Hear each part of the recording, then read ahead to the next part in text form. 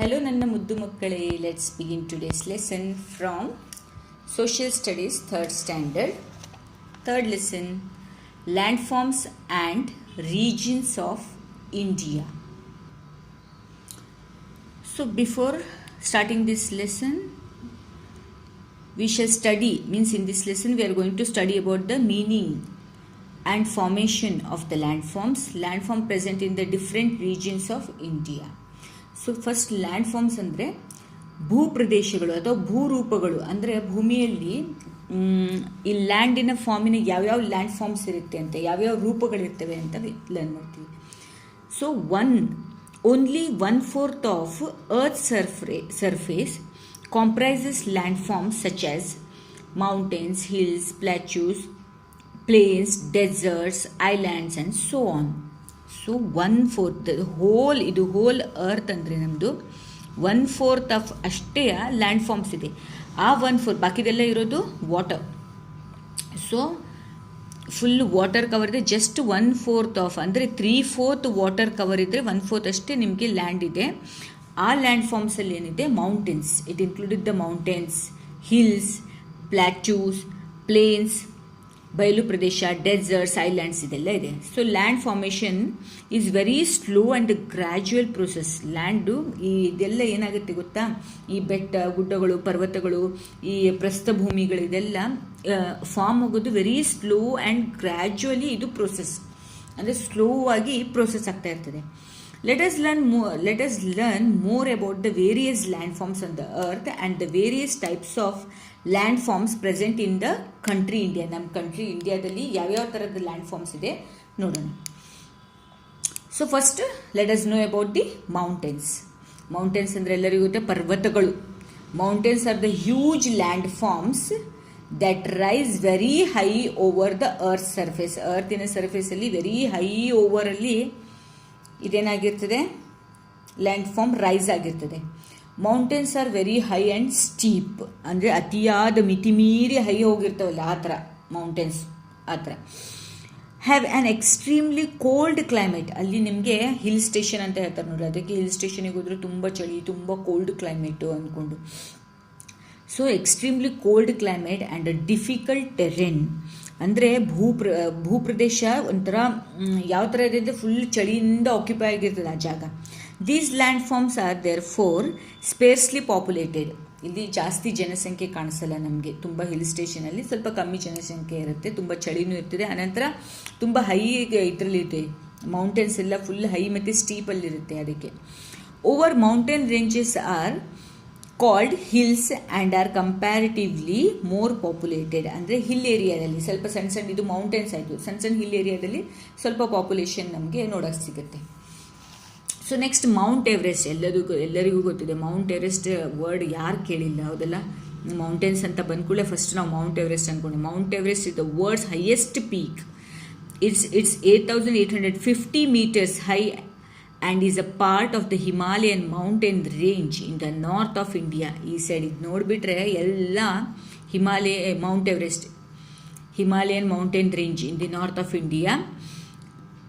Many Indian rivers like ಈ ಹಿಮಾಲಯನ್ ಇದು Mount Everest ಹತ್ರ, ಈ ಹಿಮಾಲಯನ್ ರೇಂಜ್ ಹತ್ರ, ಮೌಂಟೇನ್ಸ್ ಹತ್ರ ನಿಮಗೆ we can see many Indian rivers like Ganga, Yamuna, Brahmaputra, Indus originate in the Himalayas and provide ample of water to the nearby region in the north and the east throughout the year.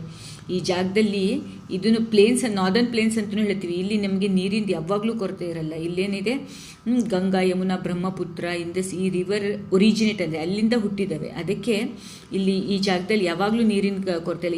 ಇಲ್ಲಿರೋ ಅಕ್ಕಪಕ್ಕದ ಎಲ್ಲ ಇದಕ್ಕೆ ಏನು ಹೇಳ್ತಾರೆ, ಸ್ಟೇಟ್ಗಳಿಗೆ ನೀರು ಯಾವಾಗಲೂ ಥ್ರೂ ಔಟ್ ದ ಇಯರ್ ಇರುತ್ತೆ. The mountains in the south west part of the India are called the western Ghats. ಇಲ್ಲಿ ಏನು ಮೌಂಟೇನ್ಸ್ ಇದೆ ಅದಕ್ಕೆ ನಾವು ವೆಸ್ಟರ್ನ್ ಘಾಟ್ಸ್ ಹೇಳ್ತೀವಿ. ಆ್ಯಂಡ್ ದ ಸೌತ್ ಈಸ್ಟ್, ಇಲ್ಲಿರೋದು ಈಸ್ಟರ್ನ್ ಘಾಟ್ಸ್. ಇಲ್ಲಿರೋ ಮೌಂಟೇನ್ಗಳಿಗೆ ಈಸ್ಟರ್ನ್ ಘಾಟ್ಸ್. ಇದು ನಾರ್ತರ್ನ್ ಘಾಟ್ಸ್. ಇದು ಹಿಮಾಲಯನ್ ಮೌಂಟೇನ್. ಈಗ ಮೌಂಟೇನ್ಸ್ ನಿಮಗಿಲ್ಲಿ ಇಂಡಿಯಾ ಮ್ಯಾಪ್ ಕೊಟ್ಟು ಮೌಂಟೇನ್ಸ್ ಎಲ್ಲೆಲ್ಲಿದೆ ಅಂತ ಮಾರ್ಕ್ ಮಾಡಿರಿ ಅಂದರೆ ಹಿಮಾಲಯನ್ ಮೌಂಟೇನ್ಸ್ ಅಂತ ಇಲ್ಲಿ ಮಾರ್ಕ್ ಮಾಡ್ತೀರಾ, ವೆಸ್ಟರ್ನ್ ಘಾಟ್ಸ್ ಅಂತ ಇಲ್ಲಿ ಮಾರ್ಕ್ ಮಾಡ್ತೀರಾ, ಈಸ್ಟರ್ನ್ ಘಾಟ್ಸ್ ಅಂತ ಇಲ್ಲಿಗೆ ಮಾರ್ಕ್ ಮಾಡಿದ್ರೆ ವಿಂಧ್ಯ ರೇಂಜ್ ಆ್ಯಂಡ್ ಸತ್ಪುತ್ರ ವಿಂಧ್ಯಾಸ್ ಮತ್ತು Satpura is located in the central of India while the Nilgiris are located in the south. ಇಲ್ಲಿ ನೀಲಗಿರಿ ಹಿಲ್ಸ್ ಇದೆ, ಇಲ್ಲಿ ನೀಲಗಿರಿ ಹಿಲ್ಸ್, ಇಲ್ಲಿ ನಿಮ್ಗೆ ಏನು ಬರ್ತದೆ ಮಧ್ಯೆ ವಿಂಧ್ಯಾಸ್ ಮತ್ತು ಸತ್ಪುರ ಬರ್ತದೆ. ನಾವು ಟೆಸ್ಟಿಗೆ ಅಥವಾ ನಿಮಗೆ ಮಿಡ್ ಟರ್ಮಿಗೆ ಏನಾದರೂ ಇದು ಮಾರ್ಕ್ ಮಾಡಿರಿ ಅಂದರೆ ನೀವು ಈ ಥರ ನಾರ್ದರ್ನ್ ಇದು Himalayan mountains, eastern Ghat, western Ghat, Vindhya, Satpura, ಆನಂತರ ನೀಲಗಿರಿ ಈ ಥರ ಮಾರ್ಕ್ ಮಾಡಬೇಕಾಗತ್ತೆ. ಜಸ್ಟ್ ಸಿ ಒನ್ಸ್ ಅಗೇನ್ ಎಲ್ಲೆಲ್ಲಿ ಮೌಂಟೇನ್ ರೇಂಜ್ ಬರುತ್ತೆ ಅಂತ. Next you have to know about the plains ಅಂದರೆ ಬಯಲು ಪ್ರದೇಶ. So plains can be described as a flat or leveled expanses of land. It is flat land, leveled ಆಗಿರ್ತದೆ, expansion of ದೊಡ್ಡ ಲ್ಯಾಂಡ್ಗಳು. These vast stretches of open grasslands are greatly benefited by the abundant water supply as well as the fertile soil that settles after the rain and floods. ಈ ಜಾಗದಲ್ಲಿ rain floods ಎಲ್ಲ ಆದಾಗ ಆ mud settle ಆಗುತ್ತೆ ನೋಡ್ರಿ. ಆ supply of abundant ವಾಟರಿಂದ ಬರಬೇಕಿದ್ರೆ ಆ mud ಏನಾಗಿರ್ತದೆ, supply ಅದು ಫೈನ್ ಕ್ಲೇ ಥರ ಆಗಿರ್ತದೆ. ಅದು ಫರ್ಟೈಲ್ ಅಂದರೆ ಫಲವತ್ತಾದ ಭೂಮಿ ಆಗಿರ್ತದೆ ಪ್ಲೇನ್ಸ್ ಯಾವಾಗಲೂ.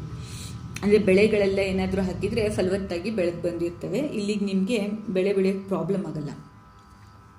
So plains are also rich in forest wealth and farmlands. ಇಲ್ಲಿ ಫಾರ್ಮ್ಗಳು, ಗದ್ದೆ ಹೊಲ ಆ ಥರದ್ದು. ಇದು rich in the forest wealth, ಅಂದರೆ ಫಾರೆಸ್ಟ್ ವೆಲ್ತ್ ಎಲ್ಲ ಹೇಗಿರುತ್ತೆ ನೋಡ್ರಿ ಆ ಥರ. ಅಂದರೆ ಥಿಕ್ಲಿ ಟ್ರೀಸ್ ಕಾಣಿಸುತ್ತೆ ನಿಮಗೆ, ಮಣ್ಣು ಎಲ್ಲ ಫಲವತ್ತಾಗಿರ್ತದೆ. ಆನಂತರ you could find more plants and trees.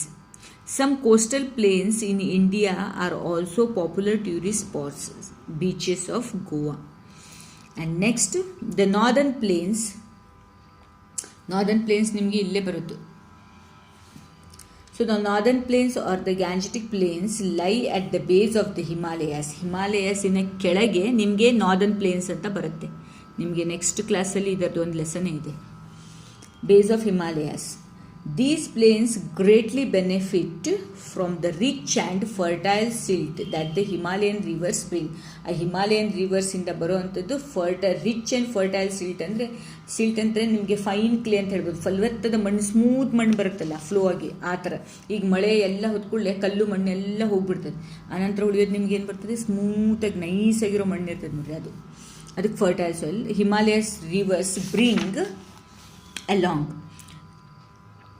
This makes the plains extremely fertile. ಇದು ಈ ಮಣ್ಣು ನೀರೆಲ್ಲ ಈ ರಿವರ್ಸ್ ಹರಿದು ಹೋದ್ಕೊಳ್ಳೆ ಆ ಜಾಗ ಎಲ್ಲ ಏನಾಗುತ್ತೆ ಗೊತ್ತಾ, ಎಕ್ಸ್ಟ್ರೀಮ್ಲಿ ಫರ್ಟೈಲ್ ಇರ್ತದೆ, ತುಂಬ ಫಲವತ್ತಾದ ಭೂಮಿ ಆಗಿರ್ತದೆ ಅಲ್ಲಿ.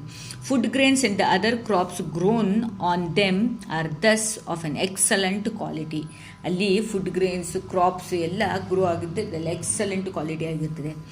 There are narrow plains along the east and the west coast of India too. Narrow plains ಅಂದರೆ ಇದು ಬಯಲು ಪ್ರದೇಶ ಹಿಂಗೆ ಅಗ್ಲ ಇರ್ತದೆ, ನ್ಯಾರೋ ಅಂದರೆ ಹೀಗೀಗೆ ಇರ್ತದೆ. ಅಲ್ಲೂ ಸ್ವಲ್ಪ ವೆಸ್ಟ್ ಮತ್ತು ಈಸ್ಟ್ ಕೋಸ್ಟದಲ್ಲಿ ನಿಮಗೆ ನ್ಯಾರೋ ಪ್ಲೇನ್ಸ್ನೂ ಇದೆ. The land here are made fertile because of the rivers that bring ದಮ್ನ ರಿಚ್ ಫರ್ಟೈಲ್ ಸಾಯಿಲ್. ಅಲ್ಲಿ ಯಾವುದ್ಯಾವುದು ನದಿಗಳ ಹರಿದೋಗುತ್ತೆ ಅದು ನಿಮಗೆ ರಿಚ್ ಫರ್ಟೈಲ್ ಸಾಯಿಲ್ ಮಾಡಿರುತ್ತೆ.